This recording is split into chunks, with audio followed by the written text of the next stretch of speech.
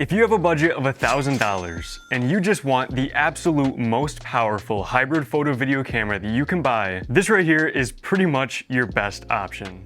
Let's check it out. So this right here is the original Panasonic S5. So on paper, this is the most powerful, has the best specs that you can possibly get for any camera under $1,000. And that's taking into account both new and used camera pricing. And so this camera new right now is right around $1,200, which is still a pretty great deal for this. But if you really want to get the most bang for the buck, you can pick this up used for right around $800 to $1,000, sometimes even less than that.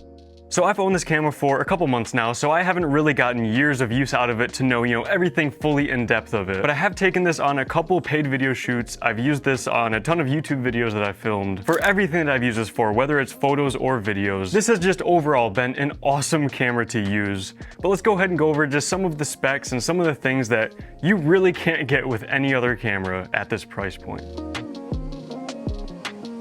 So first of all, one of the big things, you're getting a huge full frame sensor in this camera. Now at this point, there's a decent amount of options that you can get for a full frame camera under $1,000, but it is still a somewhat limited selection. So that's one of the big selling points of this, is that it is a full frame camera at this price point. But also that full frame sensor is packed into this really big, bulky, comfortable, weather sealed professional camera body. This really is a very, very comfortable camera to hold. It's even more comfortable than my Sony a7S III in terms of just, how it feels in the hand, how big the grip is, and just overall the feeling of it, the ergonomics of it. This is a great feeling camera, and again, a lot of cameras, especially full frame cameras under $1,000, are going to be more entry-level cameras with smaller, worse, more cheap feeling bodies. But this camera really does have like a professional body. It has tons and tons of programmable buttons, dials, pretty much everything you need. This is truly a great feeling body, and it has great weather sealing, which is just another one of those features that's kind of hard to find at a camera at this price point. But now for some other specs. This can record 4K 10-bit 422 video in vlog using all of the full frame sensor, and the footage out of this looks awesome. Like I said, it's 10-bit 422 footage out of this in vlog, which is Panasonic's log profile, and this is really one of the easiest log profiles I've ever worked with. I've used Sony S-Log3 for years now with my a7S III, and I think this is just as easy, if not a little bit easier to work with. And I've even used this as a B camera with my a7S III, and they've matched together really well. And like I said, the footage is just really, really good out of this camera. It is pretty much on par with my a7S III. Now this camera can also do 4K 60 frames per second, however it is at a 1.5x crop, and it's in 10-bit 420 rather than 422.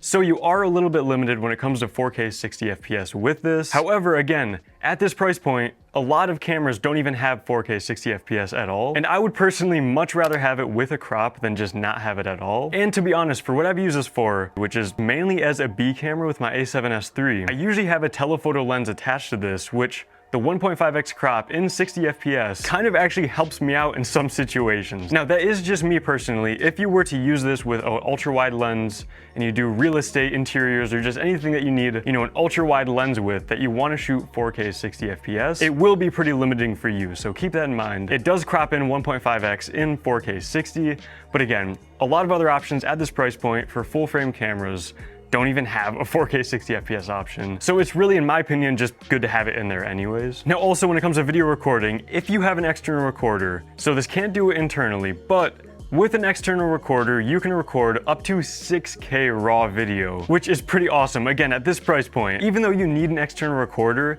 just having the ability to, for, in the future, if you plan to upgrade and buy an external recorder for this, or if you already have one, 6K raw video out of a under $1,000 camera is just another crazy feature. Okay, now lastly, for all the video and resolution specs, this can also do up to 180 frames per second in 1080p, when again, most cameras at this price point, under $1,000, would be limited to 120 frames per second in 1080p. It's not very substantial, an extra 60 frames per second, but it will just give you slightly better and slower slow motion video than a lot of other cameras at this price point. Real quick, I want to talk about the sponsor of today's video, FlexiSpot. So a few weeks ago, I upgraded my old setup to the E7 Pro standing desk and the C7 ergonomic chair, and they have been absolute game changers for me. The E7 Pro standing desk features a 440-pound weight capacity, which is more than enough for pretty much anything. It also comes standard with their Premier Touch keypad with 4 customizable presets that you can set anywhere from 25 all the way up to 50.6 inches. And of course, the desk is going to be completely stable at any height in between. And the best part, FlexiSpot has a 15-year warranty and free 30-day return, so you can be sure you're getting the right desk for what you need. And now for when I don't feel like standing, the C7 ergonomic chair has drastically helped my comfort, especially during my 12+ hour days at my desk, which I do a little bit more often than I'd like to admit. It has 7 different types of adjustments and even a self-adaptive lumbar support system. And so I dialed this chair in to fit me perfectly, and like I said, comfort-wise, this is a huge change from my old setup. FlexiSpot offers all kinds of standing desks, ergonomic chairs, and accessories to improve your comfort and your workflow. And you can even use my code down in the description to get an extra discount on any FlexiSpot gear and equipment. Now let's get back to the video. Now here's a really big one. This camera has really good IBIS. So if you don't know what IBIS is, it stands for In-Body Image Stabilization, and it's essentially stabilization built into the camera that moves the sensor around to account for shaking or movement or anything like that, just to get smoother looking photos and videos. And again, a lot of my comparisons are with the A7S III, which is my main camera that I've been using for years now. But the IBIS on this camera is pretty astonishing in comparison to that. And especially if you're coming from either not having a camera, or if you're coming from a camera that doesn't have IBIS at all, the IBIS in the Lumix S5 is awesome, and it really makes a difference for the videos I'm filming with this. Especially with a telephoto lens or a non-stabilized lens, having the IBIS in this and even an IBIS boost option, which just boosts it even farther, really is just a game changer for me for getting smoother videos, especially when recording handheld. The IBIS of this camera really is just another awesome selling point of the Lumix S5. Now, a few other quick things. You get dual ISO in this camera at 640 and 4000 ISO. So if you do a lot of run and gun shooting or a lot of low light, darker scenario filming, the dual ISOs are another just awesome feature that this camera has. And the low light videos you get out of this camera really are awesome. And it's just another thing that other cameras at this price point really aren't gonna have dual native ISOs like this. You also get dual SD card slots, although only one is UHS 2 and the other one is UHS 1. However, any of the video modes in this camera don't actually utilize UHS 2. So if anything, it'll be the photo burst rates and stuff like that that'll be affected by it. But I was able to record all the different resolutions and frame rates and everything with this camera with just a standard UHS 1 SanDisk Extreme SD card. That's pretty awesome on this. You know, obviously it'd be nicer to have dual UHS 2 cards, but again, if you're mainly recording videos with this, you can get away with just a UHS 1 SD card. And if you are doing a lot of photography, that's really gonna be the only area where, you know, not having the dual UHS card slots might be a little bit of an issue for you. And then lastly, this is something that is a pretty big problem in a ton of other cameras at, you know, the budget price points and small bodies and things like that, is overheating. So this camera has absolutely no overheating issues. Again, that's kind of hard to find, to be honest, in cameras at this price point. The only downside I've had with this camera, which is pretty much a downside everybody else has had with the Lumix S5, is the autofocus. And it's probably the only real deal breaker I could see somebody having with this camera. Besides that, I mean, like I've said many times, this is pretty much, on paper, just the best possible camera you can get for under $1,000. And if you can get it for, you know, closer to like $600, $700, $800, this is just an unbelievable deal right now. So I really quickly just want to list off a couple more cameras that are right around this price point that may be really good options for you that I think you should definitely look into before you just decide to go straight with this camera. So first of all, there's the Sony A7S II and the Sony A7 III. Those are both just breaking under the $1,000 price point. The A7 III might be kind of hard to find around there, but both of these cameras are full frame cameras from Sony. They have good autofocus. They are just lacking a little bit in the video specs. They don't do 10-bit video.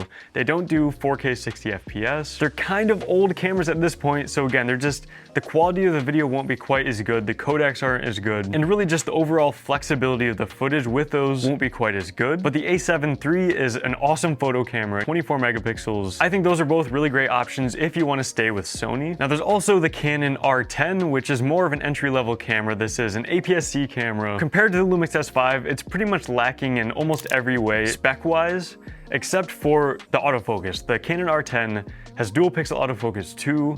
Really great autofocus, really great photos. But again, it's a smaller body, it's a crop sensor camera. more of an entry-level option, but it is right around that $800 price point. There's also the Nikon Z6. This is an older camera at this point, but it is a full-frame Nikon mirrorless camera. It does 4K up to 30 frames per second, so again, you can't do 4K 60. Great for photos. I think the autofocus is slightly lacking on that camera as well, but again, it really just doesn't do anything quite as good as the Lumix S5. But it is a Nikon if you already have Nikon lenses, or if you just want to look into a Nikon camera. Now there's also the Fujifilm X-T3. This is another slightly older camera. However, it is really close spec-wise to the Lumix S5. It does 4K 60, 10-bit 422. I believe it has IBIS. It's a mirrorless camera from Fujifilm, but it has a crop sensor instead of a full frame sensor like the Lumix S5. Again, almost everything else spec-wise is very similar to the S5. But this is full frame, that's an APS-C sensor. So for a similar price point, I would definitely look into that as well if you're fine with a crop sensor. And then lastly, this is a runner-up because you can't really find it under $1,000 quite yet, but it is pretty close. And that is the Canon R8. So this is a full frame camera from Canon, amazing autofocus, 4K 60 frames per second, but it actually does 4K 60 FPS in full frame with no additional crop. So that's where it kind of outperforms the Lumix S5 there. It also records in C-Log 3, but it's not really as good of a log format as V-Log or even S-Log 3. Now it is still pretty decent and it's still a log profile, so it still has great dynamic range, great colors. It's just not quite as good as V-Log or Sony S-Log. But I really think the Canon R8 or the Fujifilm X-T3 are about the closest, just on paper spec-wise, to the Lumix S5. But again, for just the most powerful on paper camera that you can get spec-wise for under $1,000, the Panasonic Lumix S5 is pretty much your best overall option.